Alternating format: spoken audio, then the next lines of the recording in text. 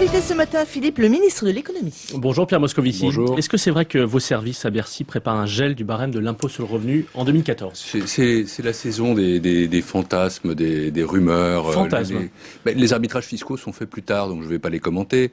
Donc il n'y a pas là quelque chose qui est une décision. Des pistes, il y en a plein dans nos services. Mais je voudrais simplement dire que notre politique en matière d'impôt sur le revenu, c'est de refuser les hausses d'impôts qui soient généralisées, indifférenciées. Nous ne l'avions pas fait d'ailleurs l'an dernier. Vous savez que la droite avait justement gelé le barème, oui, et que nous avions amélioré la situation de beaucoup, des couches populaires et des couches moyennes, en augmentant ce qu'on appelle la décote. Enfin, tous ceux au-dessus de 25-26 000 euros de revenus annuels ont vu leurs impôts augmenter. Je ne veux pas, moi, maintenant, commenter ce genre de pseudo-information. Non, mais c'est pas comme ça que les choses se passent. Vous savez, les arbitrages fiscaux seront rendus dans la fin du mois d'août. On rappelle donc que ça avait été mis en place par François Fillon et prolongé, amendé, ce que je peux redire, c'est que notre souci à nous, c'est le sérieux du budgétaire, mais c'est aussi la défense du pouvoir d'achat des couches populaires et des classes moyennes dans ce pays qui en ont besoin et dont nous avons besoin d'ailleurs pour relancer l'économie, pour nourrir la reprise justement, qui est l'objectif que la France doit poursuivre maintenant. Justement, on va en parler. Il y a quand même un décalage entre ces informations, ces rumeurs qu'on entend et ce que nous a dit le président de la République, qu'il n'y aurait pas de hausse d'impôts, sauf si elles étaient indispensables. Le même jour, il nous disait que la reprise était là.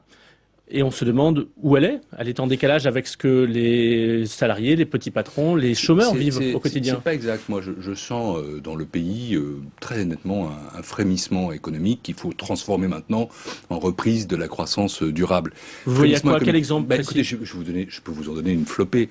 En vérité, non, parce que les indicateurs sont en train de s'orienter, je dirais presque tous positivement. D'abord, nous sommes sortis de la récession. La récession, c'est 2 trimestres consécutifs de croissance négative. Nous avons eu ça à la fin 2012 et au début 2013.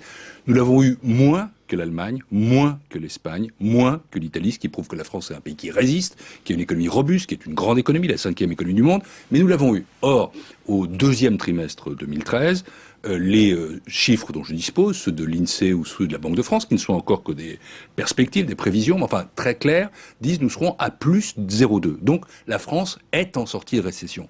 À côté de ça, nous avons toute une série d'indicateurs, je dirais, plus microéconomiques. La production industrielle, qui sur le dernier trimestre est plutôt bien orientée. Alors justement, le moral des investisseurs comme des consommateurs qui est en train de reprendre. La consommation qui est plutôt bien orientée.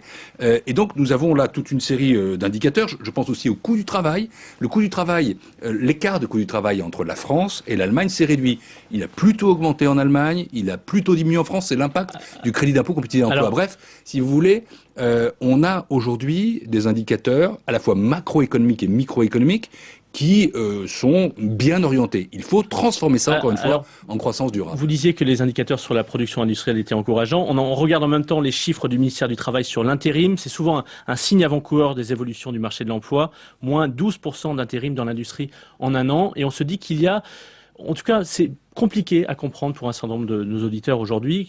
Ces signaux encourageants que vous soulignez sont parfois en décalage avec ce qu'ils vivent eux, au quotidien, notamment ceux qui cherchent du travail. Mais c'est une situation qui fait plus que nous préoccuper, qui nous mobilise. Le président de la République, vous le savez, a fixé un objectif qui est maintenu, qui est celui de l'inversion de la courbe du chômage d'ici à la fin de cette année. Vous y croyez, vraiment ? Oui, j'y crois.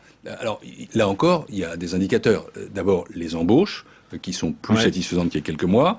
Ensuite, les sorties du marché du travail qui sont moins nombreuses. Et puis, il y a la montée en puissance des dispositifs que nous avons mis en place, de contrats d'avenir, de contrats de génération, d'une politique qui est tout entière tournée aussi vers la création d'emplois aidés. Et donc, oui, je pense que cet objectif, il est tout à fait possible. Et encore une fois, il est mobilisé, le gouvernement, là-dessus. J'étais hier à Lyon, aux côtés de Jean-Michel Aulas, pour le lancement du nouveau stade. Rendez-vous compte qu'un projet comme ça, c'est un investissement de 405 millions d'euros, essentiellement privé, que c'est 2500 emplois qui sont sur la construction. Et je vois qu'il y a plein de gisements en France d'investissement. L'investissement, c'est le sens de la politique du gouvernement. Nous voulons une France qui soit audacieuse, conquérante, attractive, et donc nous voulons faciliter l'investissement, y compris son financement. Je vais citer un certain nombre de mesures que nous avons été amenés.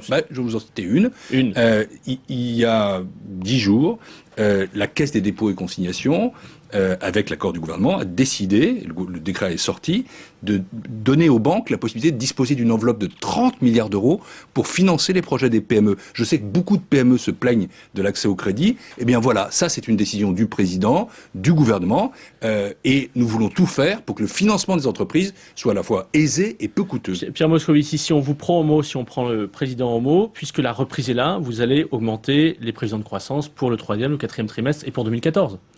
Écoutez, les prévisions de croissance, elles seront effectivement révisées au moment du projet de loi de finances. J'observe que l'ensemble des prévisions sont plutôt à la baisse pour la zone euro comme pour la France. Le FMI dit 0,8. Nous verrons quel est le chiffre que nous retenons. Mais encore une fois, ce que je crois... Ça pourrait être plus que 0,8 ? Non, ça pourrait être plutôt moins. Je ne veux pas ici faire ce genre d'annonce. Encore une fois, je veux dire les choses sérieusement et je veux dire la vérité aux Français. Mais ce qui est clair, c'est que le 2e trimestre a été un trimestre de croissance positive, que je pense que sur la fin de l'année, nous pouvons avoir un rythme, disons, comparable. En tout cas, nous y travaillons. Et que 2014 devrait être la première année de croissance véritable depuis 3 ans. Parce qu'en vérité, sur le quinquennat précédent, pardon d'y revenir, la croissance de la France a été nulle. 0% entre 2007 et 2012. C'était la crise financière, évidemment. Ou que la France a subi de plein fouet avec des politiques économiques qui, par ailleurs, ont dégradé nos finances publiques. Et donc, si vous voulez, notre objectif, c'est 0,8, puis ensuite repasser nettement en dessus de 1%, 1,5%, pourquoi pas 2% en 2015 et 2016. C'est toujours ça l'ambition du gouvernement, et pour ça, il faut faire que la France soit une terre d'investissement, une terre de compétitivité, une terre d'innovation. Il faut réformer le marché du travail, réformer les retraites. C'est cette tâche-là que nous menons. Il n'y a pas de zigzag là, il y a une cohérence très forte. Pierre Moscovici, justement, 2 exemples concrets de grandes entreprises françaises qui sont confrontées à des difficultés, en tout cas l'une d'entre elles est confrontée à des difficultés économiques, c'est Air France. L'État reste actionnaire à hauteur de 16%. Un plan de départ est annoncé aujourd'hui, un plan de départ volontaire.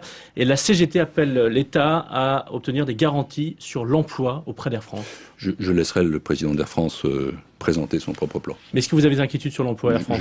Encore une fois, il faut aussi respecter ceux qui dirigent les entreprises publiques. On fera les commentaires après. Autre entreprise, Publicis, qui fusionne avec l'américain Omnicom pour fonder le numéro 1 mondial de la publicité et qui installe son siège aux Pays-Bas, comme si c'était une confirmation du fait que la France n'est pas, pour les investisseurs internationaux, une terre d'hospitalité pour l'économie. Là, je trouve que vous parliez de difficultés. Il n'y a pas de difficulté, puisque ces 2 entreprises, une française, une américaine, la française prenant 50,3% des parts, créent le premier groupe mondial.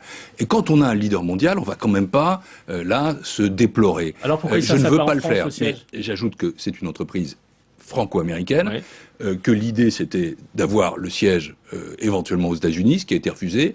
Il a été choisi en Europe, donc voilà, il est aux Pays-Bas. D'ailleurs, il faudra faire en sorte aussi qu'on poursuive l'harmonisation fiscale en Europe. Oui, parce que les impôts ne rentreront pas pour la France. Mais ça n'est pas contradictoire avec 2 notions auxquelles je suis très attaché. Je suis vigilant, je l'ai dit à Maurice Lévy, le patron de Publicis. Premièrement, il faut que ça crée de la valeur et des emplois en France. Et deuxièmement, le fait d'avoir un siège central aux Pays-Bas ne doit pas être contradictoire avec les engagements qui ont été pris par Publicis, d'avoir un siège opérationnel en France. Je sais qu'il y a une volonté de ce groupe de rester français. Donc moi, je veux voir, au contraire, la France qui conquiert, la France qui gagne, et la France qui est capable d'implanter un leader mondial. Donc là encore, évitons les plaintes. Ce n'est pas une mauvaise nouvelle que d'avoir le premier groupe mondial dans ce secteur et d'avoir aussi une possibilité d'investir davantage dans le numérique. Parce qu'il y a un avenir dans le numérique dans le pays. L'innovation, encore une fois. Pierre Moscovici, ministre de l'économie, invité de RTL ce matin. Bonne journée à vous. Bonne journée.